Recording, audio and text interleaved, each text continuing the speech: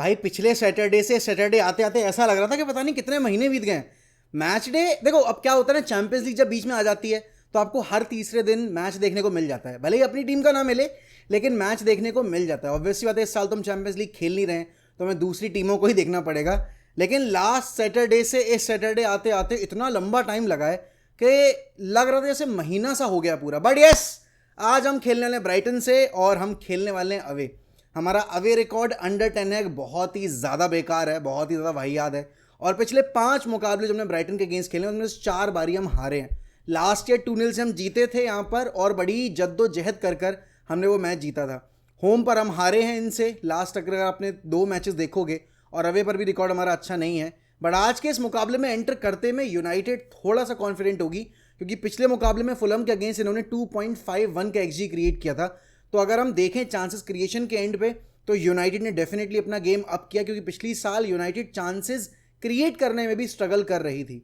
Now सबसे बड़ा सवाल ये है कि आज के इस मुकाबले में स्टार्टिंग 11 क्या होगी और ब्राइटन के अगेंस्ट यहाँ पर यूनाइटेड का क्या अप्रोच होना चाहिए। तो सबसे पहले तो हमें ये समझना पड़ेगा कि ब्राइटन कैसा फुटबॉल खेलती है। देखो, ब्राइटन ने डिजर्बी चेंज करके नया मैनेजर अपॉइंट किया है और पहले मुकाबले में देवर गुड। एंड यहाँ पर आप ये मान के चलो कि जो आपने फुलम के अगेंस्ट इंटेंसिटी फेस की थी फ्रॉम फुलम, उससे आपको यहाँ पर ज़्यादा इंटेंसिटी फेस करनी पड़ेगी अगेंस्ट ब्राइटन, बिकॉज ब्राइटन एक ऐसा क्लब है जो कि फ्रंट फुट पे खेलना प्रेफर करता है। उनके पास इस तरह के विंगर्स हैं जो कि टेक ऑन्स में काफ़ी शार्प हैं। एंड डेफिनेटली यहाँ पर लास्ट ईयर मिटोमा को शांत रख पाने में वैन बिसाका ने हमारी बहुत मदद की थी, लेकिन इस मैच में जाते में वैन बिसाका नहीं है। रिस्पॉन्सिबिलिटी माजरूई और डेलो के कंधों पे है।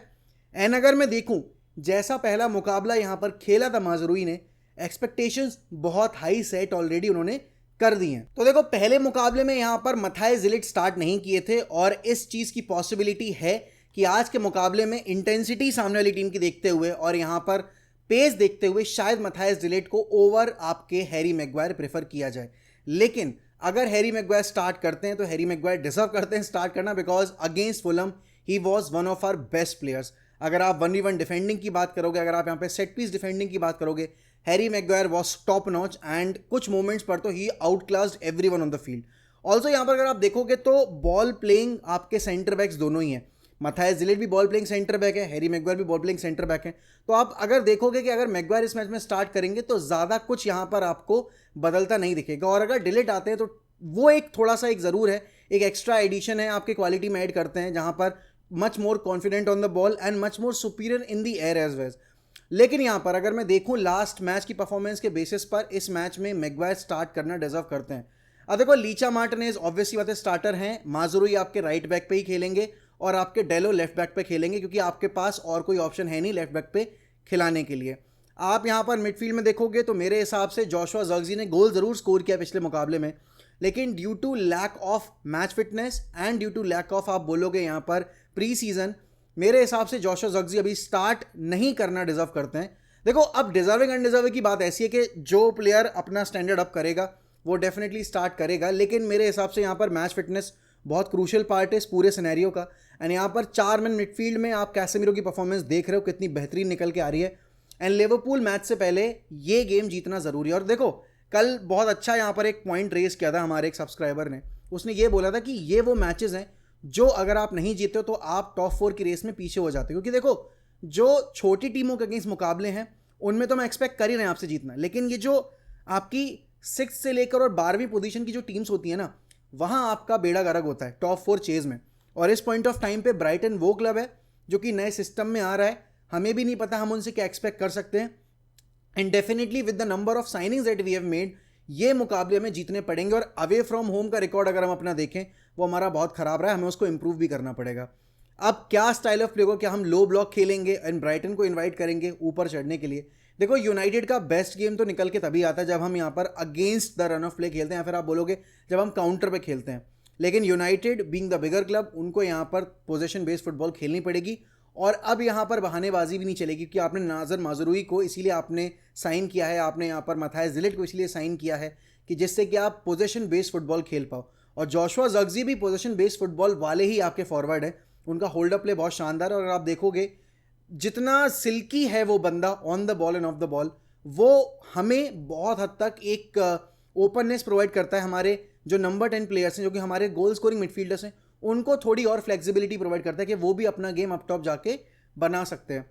देखो अब बात आती है 1v1 डिफेंडिंग की, तो मिटोमा हो गए उनके पास, उनके जो बाकी नए विंगर्स हैं they are very sharp. And अगर उनकी मिडफील्ड देखी जाए, मिडफील्ड ज़रूर एक वहाँ पोर्शन है जहाँ पर हम उनको डोमिनेट कर सकते हैं, क्योंकि इस बार उनके पास यहाँ पर पास्कल ग्रोव नहीं होंगे, तो इसीलिए यहाँ पर हमारे पास काफ़ी अच्छी अपॉर्चुनिटी है कि हम उनको मिडफील्ड में बुली करें। एंड अगर आपने मिडफील्ड की बैटल जीती है ब्राइटन से, तो आप यहाँ पर गेम भी जीतोगे। लास्ट ईयर भी हमने मिडफील्ड में उनको पछीटा था, उनके पास काफ़ी सारे अपने प्लेयर्स मिसिंग भी थे ड्यू टू इंजरी, और इसी चक्कर में हमने यहाँ पर लास्ट जो गेम हमने खेला था उनके अगेंस्ट 2-0 से हम जीते भी थे।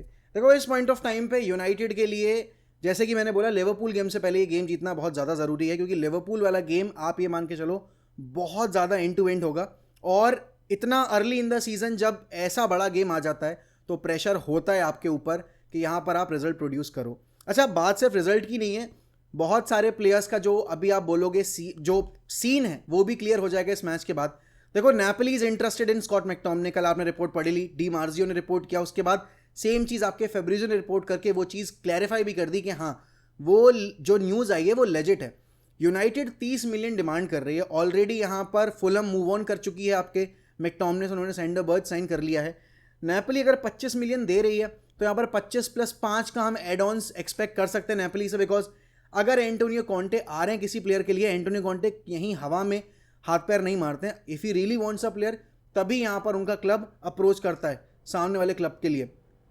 अब यहाँ पर स्कॉट मैकटोमिने अगर मैं देखूँ इस पॉइंट ऑफ टाइम पे क्लच प्लेयर हैं, लास्ट ईयर आपके लिए बहुत गोल स्कोर किया, आपको मैचेस भी जिताए, लेकिन अगर आपको यहाँ पर अब आगे बढ़ना है, अगर आपको यहाँ पर इंप्रूव करना है एज अ क्लब, तो आपको फिर ये टफ कॉल्स लेने पड़ेंगे। And Scott McTominay being the player coming through the academy, मेरे हिसाब से यहाँ पर अब सही वक्त है स्कॉट मैकटोमिने से मूव करके और अपनी टीम को आगे बढ़ने देने का। एक अच्छी चीज़ जो पता है इस पूरे ट्रांसफर मार्केट में हमने की है, आप देखो यहाँ पर हमने विलफिश को बेचा, 30% का सेल ऑन क्लॉज है, पलेस्त्री को बेचा, 45% का सेल ऑन क्लॉज है, आपने ग्रीनवुड को बेचा, 50% का प्रॉफिट पे सेल ऑन क्लॉज है। जितने प्लेयर्स आप बेच रहे हो सारे के ऊपर आप या तो आप बायबैक क्लॉज लगा रहे हो, या फिर आप फर्स्ट रिफ्यूज़ल लगा रहे हो, या फिर आप यहाँ पर सेल ऑन क्लॉज लगा रहे हो। आज से पहले हमने बहुत कम केसेस में ऐसा देखा था, मतलब 1 आउट ऑफ 10 केसेस में हम ये करते थे जहाँ पर हम सेल ऑन क्लॉज अपने प्लेयर्स के कॉन्ट्रैक्ट में ऐड कर रहे हो। इस वक्त पे हमने सेल ऑन क्लॉज यहाँ पे डाल रखा है प्लेयर्स के कॉन्ट्रैक्ट में, वो सबसे इंपॉर्टेंट फैक्टर होगा हमारे लिए आगे चलकर रेवेन्यू जनरेट करने का, जो प्लेयर्स हम ऑलरेडी बेच चुके हैं उनसे भी।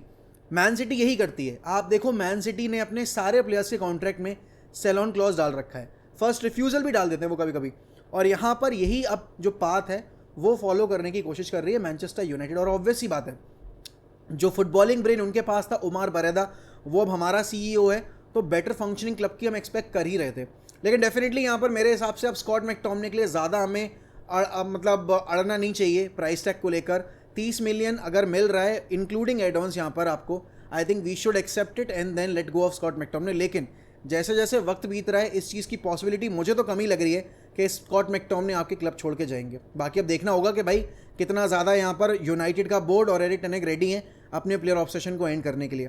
देखो फॉरवर्ड में तो मेरे हिसाब से अमाद डियालो और रैशफोर्ड ही स्टार्ट करेंगे स्टार्टिंग 11 में, क्योंकि यहाँ पर आप गर्नाचो को स्टार्ट अभी करते देख नहीं रहे हो। गर्नाचो को भी मैच फिटनेस की ज़रूरत है क्योंकि उन्होंने प्री सीजन अटेंड नहीं किया, कोपा अमेरिका में भी वो मैचेस नहीं खेले थे, तो यहाँ पर उनका केस थोड़ा सा भी हल्का है। एंड पहले मैच में जब वो बेंच से आए थे और कम्युनिटी शील्ड में आए थे, ही ब्रॉट दैट इम्पैक्ट। लेकिन अभी स्टार्टिंग 11 में जगह बना पाने के लिए मेरा ऐसा नहीं है कि रैशफोर्ड ने बहुत अच्छा परफॉर्मेंस दिया है, बट आई स्टिल फील यहाँ पर Marcus Rashford due to his pre season आपकी आप बोलोगे यहाँ पर जर्नी, जितना उन्होंने सारे मैचेस खेले हैं उस हिसाब से रैशफोर्ड डिजर्व करते हैं स्टार्ट करना। लेकिन अब रैशफोर्ड को अपना गेम अप करना पड़ेगा, क्योंकि देखो तीसरा गेम लिवरपूल से and Rashford is our big game player. Bruno Fernandes created so many chances but he missed 2 sitters. ये मैचेस में ऐसी टीमों के अगेंस्ट आप ये चांसेस मिस नहीं कर सकते। रीज़न बीइंग क्योंकि आपका पिछले 2 साल से जीडी नेगेटिव मतलब आप देखोगे तो बहुत ख़राब रहा है। 58-57 गोल्स आपने स्कोर किए, और जब आप अपना XG 1.5 के XG से अंडर परफॉर्म कर रहे हो तो प्रॉब्लम है। आपको यहाँ पर कोशिश ये करनी है कि कम से कम आप यहाँ पर 2 गोल स्कोर करो। और देखो अगर आप ब्राइटन की इस टीम के अगेंस्ट जो कि अपने नए मैनेजर के अंडर अपने आप को रीडिस्कवर करने की कोशिश कर रही है, अगर नहीं स्कोर कर पाओगे तो फिर गलती आपकी है। मेरे हिसाब से आई एम तो expecting a 2-0 kind of a victory या फिर 2-1 kind of a victory. I would like to keep a clean sheet. Like to क्या होता है, I would like to keep a clean sheet, क्योंकि कॉन्फिडेंस आएगा पहली बात तो उससे, और माजरूई हो गए आपके यहाँ पर, डिलीट हो गए, डिलीट को मौका भी मिलेगा. इनको हम मिनट्स देंगे तो यहाँ पर हमें जेल अप करने की भी आसानी रहेगी कि भाई नई साइनिंग्स जो हैं विद एवरी क्लीन शीट यहाँ पर वेल सेटल हो रही हैं. बाकी देखते हैं क्या होता है. विला और आर्सेनल का भी मैच है, कल हमने डिस्कशन किया था दक्ष के साथ. तो अगर आपको विला आर्सेनल के रिगार्डिंग डिस्कशन सुनना है, आपको क्या लगता है यहाँ पर मैच में क्या होगा, तो आप हमारी कल रात की जो स्ट्रीम है वो देख सकते हो. बहुत शानदार स्ट्रीम थी, अच्छा डिस्कशन हुआ.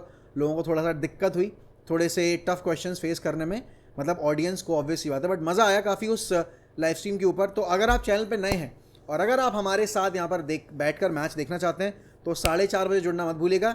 इस वीडियो को लाइक कर दीजिए, चैनल को सब्सक्राइब कर दीजिए, और मिलता हूँ मैं आपसे 4:30 बजे मैच वॉच अलोंग के ऊपर. कोशिश रहेगी कि बार्सिलोना का मैच भी कवर करूँ मैं आज वॉच अलोंग पे, और आर्सेनल विला का भी कोशिश करूँगा कवर करने का. बाकी ध्यान रखिए अपना.